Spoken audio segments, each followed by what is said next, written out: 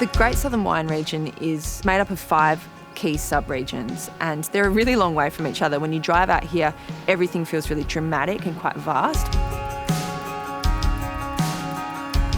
In terms of varieties that grow really well here, I think that the real strong suit of the region is Riesling and Shiraz. Albany farmers markets happen every weekend, and the producers down there are absolutely incredible. There's just so much foraging, so much beautiful seafood, the oysters, the mussels. And these are just out at Oyster Harbour, hey? Yes. Yep. I love the oysters down here. They're by far the best oyster I've ever had. Really want to keep a dish simple when it comes to oysters, just let the main ingredient shine. There's so much to explore down here as well, I think.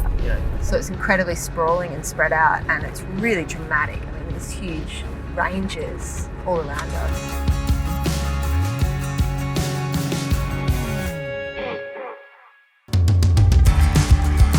The Great Southern is one of Australia's biggest wine GI, so it was really hard for me to pick some wines. One of their great strengths is Riesling.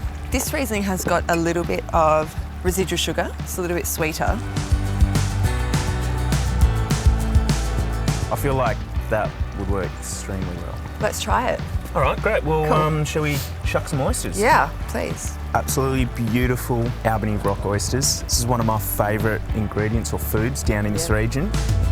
We're just going to give it a light little dressing. We got some of this beautiful olive oil from the market this morning. We have some sea blight, which we've just collected from down here, and it's found all along the coast in Albany. We're not going to do anything to that, pick it down. It's just going to add vegetal kind of flavour to it. And then some local finger lime from our friend's farm.